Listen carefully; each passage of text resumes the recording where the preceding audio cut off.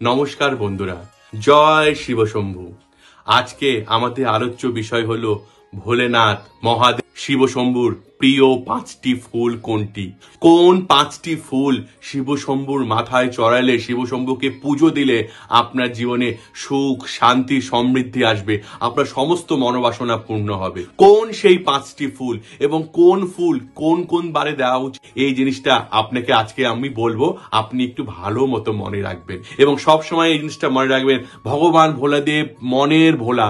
আপনি যাই চাবেন ভগবানের কাছে, ভোলেনাথ আপনাকে সব দেবে, কিন্তু মন পরিষ্কার রেখে আপনাকে চাইতে হবে। আর যখন ভগবানের সামনে আপনি বসবেন, তখন আপনি যা চাইছেন পরিষ্কার মনে চাবেন, বলবেন ভগবান আমার এই মনোবাসনা ইচ্ছাটি পূর্ণ করে দিন। ভগবানের কৃপা দৃষ্টি, আশীর্বাদ সবসময় আপনাদের মাথার উপর থাকবে। ভগবান সবার কথা শোনেন, উনি অন্তর্যামী, উনি চাইলে খারাপ জিনিসকেও ভালো করে দিতে পারেন এবং ভালো জিনিসকেও খারাপ করে দিতে পারেন। ভগবানকে কোন দিন কোন ফুল দিয়ে পুজো দেবেন এবং কোন ফুল দিয়ে পুজো দিলে কি হয়, আর ফুলের সঙ্গে কি অন্য কিছু দিতে হবে কিনা, সেটিও আপনাকে আজকে আলোচনা করে আমি এই বিষয়ে জানাবো। তাহলে প্রথমে আসি, ভগবানকে কোন 5টি ফুল, ভগবানের প্রিয় কোন 5টি ফুল ভগবানকে চড়াবেন, কোন দিন চড়াবেন এবং চড়ালে কি ফল হয়। প্রথমে আমি আপনাকে বলে রাখি, 5 নম্বর থেকে আমি 1 নম্বরে যাব। 5 নম্বর ফুল যেটি ভগবানের মাথায় সব থেকে বেশি চড়ানো হয়, যেটি চড়ানোতে ভগবান খুব সন্তুষ্ট হন, মানে অনেকগুলো প্রিয় ফুলের মধ্যে এটি একটি ফুল, সেটি হলো পারিজাত ফুল। হ্যাঁ বন্ধুরা, অনেকেই পারিজাত ফুলকে চেনে না। আমি পারিজাত ফুলের যে ফটো আছে এটি এখানে দিয়ে দিলাম, আপনারা দেখে নিন, একে পারিজাত ফুল বলে।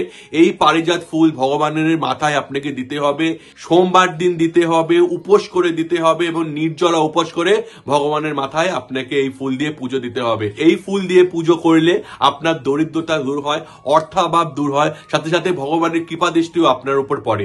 এইটি হচ্ছে ভগবানের যে 5টি প্রিয় ফুল, তার মধ্যে হচ্ছে 5 নম্বর ফুল এটি। এবার 4 নম্বর ফুল যেটি, সেটি হলো স্বামী ফুল বা লজ্জাবতী গাছের ফুল।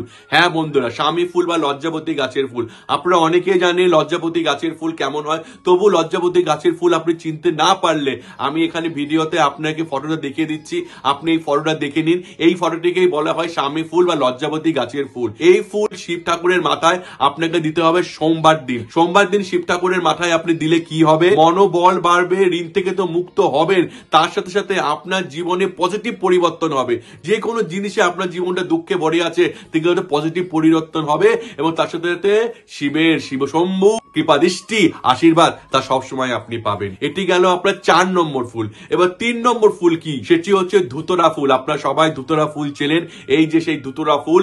এই ধুতরা ফুল শিব ঠাকুরের মাথায় দিলে বা শিব ঠাকুরকে ধুতরা ফুল দিয়ে পুজো দিলে আপনাদের সমস্ত মনস্কামনা পূরণ হবে। ভগবান শিবের যে ভালোবাসা, যে আশীর্বাদ সব সময় আপনি পাবেন, আপনার মাথার উপর তার আশীর্বাদ রইবে সবসময়। এবং এই ফুলের পুজো সোমবার দিনই দেবেন। দিলে কি হবে, ছেলে মেয়েদের ভবিষ্যৎ উন্নতি হবে, অর্থাগম হবে, তার সাথে সাথে দারিদ্রতা দূর হবে, এটি সবসময় মনে রাখবেন। এরপরে ফুলটি হচ্ছে কলকে ফুল। হ্যাঁ, কলকে ফুল বিভিন্ন রকমের হয়, তার মধ্যে হলুদ রঙের যে কলকে ফুল হলো সেটি হচ্ছে 2 নম্বর, ভগবানের প্রিয় 2 নম্বর ফুল হচ্ছে এই কলকে ফুল। এই কলকে ফুল সাদা রঙের হয়, গোলাপি রঙের হয়, লাল রঙের হয়। আপনি যে কোনো কলকে ফুল দিয়ে যে কোনো দিন পূজা করতে পারেন। ভগবান শিবের খুব প্রিয় এই ফুল। এই ফুল দিয়ে পুজো দিলে আপনার যে পজিটিভিটি আসবে, আপনি চিন্তা করতে হবে না, ক্ষমতাশালী আপনি হয়ে যাবেন, শক্তিশালী হয়ে যাবেন আপনি।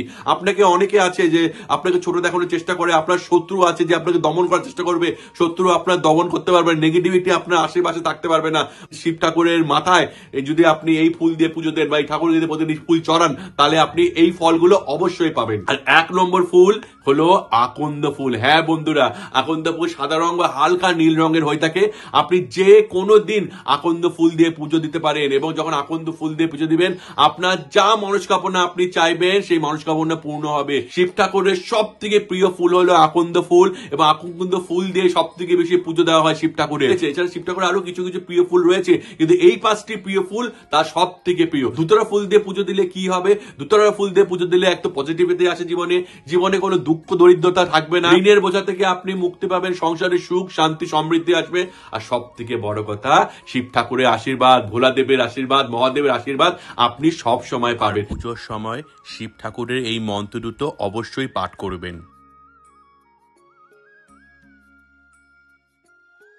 তাহলে আপনারা বন্ধুরা জেনে গেলেন যে এই 5টি ফুল দিয়ে কোন কোন বার পুজো দেওয়া যায় এবং কোন কোন বার পুজো দিলে তার কি কি ফল হয়। এবং সবসময় মনে রাখবেন যখনই আপনি পুজো দেবেন শুদ্ধ বস্ত্র পরে স্নান করে সবসময় পুজো দেবেন, এতে এর ফল দ্বিগুণ তিনগুণ হয়ে আপনার কাছে আসবে। এবং বাবার কাছে যা চাবেন পরিষ্কার মনে চাবেন, দেখবেন বাবা আপনাদের কথা শুনবে আর আপনাদের ইচ্ছা পূরণ অবশ্যই করবে। তাহলে আপনারা বুঝে গেলেন বন্ধুরা কোন ফুল দিয়ে শিব ঠাকুরের পুজো কোন দিন করতে হয়। আপনাদের যদি এরকম কোনো প্রশ্ন থাকে আপনি যা আমাদের করতে চান আমাদের প্রশ্ন করতে পারেন, আমি কমেন্টের মাধ্যমে প্রশ্নের উত্তর দেওয়ার চেষ্টা করব। যে প্রশ্নের উত্তর আমার মনে হয় সব থেকে ভালো সেই প্রশ্নের উত্তরটা দিয়ে আমি এই চ্যানেলে এসে আপনাদেরকে দেবো ভিডিওর মাধ্যমে। আমাকে আমার সাবস্ক্রাইবার জিজ্ঞাসা করেছে যে দাদা আমি কোন কোন দিন উপাস করলে সব থেকে ভালো, যে কোনো একটা দিন আমাকে বলুন যেদিন আমি উপাস করলে সব থেকে ভালো। আমি বলবো সব সময় শনিবার দিন উপাস করুন। শনিবার দিন উপাস করা হয় শনির প্রকোপ থেকে বাঁচা যায়। শনিবার দিন উপাস করলে অনেক ঠাকুরের আশীর্বাদ পাওয়া যায়। এবং শনিবার দিন উপাস করলে যদি আপনি সপ্তাহে একদিন উপাস করতে চান তাহলে আপনি সেটার ফল অনেক বেশি পাবেন। আরেকটা জিনিস যেটা, শনিবার দিন যখন পুজো করবেন পুজো করার পর যে কোনো মন্দির, বড় ঠাকুরের মন্দিরে যে কোনো মন্দিরে গিয়ে আপনি অবশ্যই একটু পুজো দিয়ে আসবেন। তাহলে যে উপোসটা করছেন ভগবানের উদ্দেশ্যে সেই উপোস ফল সব থেকে বেশি ভালো মতো পাওয়া যায়। তাহলে সপ্তাহে 7 দিনের মধ্যে শনিবার দিন উপোস করা সব থেকে ভালো। আর আপনার যদি এরকম কোনো প্রশ্ন থাকে এরকম প্রশ্ন অবশ্যই আমাকে করতে পারেন, এসব প্রশ্নের উত্তর দেওয়ার আমি চেষ্টা করব। আমাদের চ্যানেল যদি ভালো লাগে এরকম আরো বাস্তু টিপস পেতে আমাদের চ্যানেলকে অবশ্যই সাবস্ক্রাইব করুন। তাহলে আজকে এইটুকুনি রাখছি, নমস্কার। জয় শিব শম্ভুর জয়।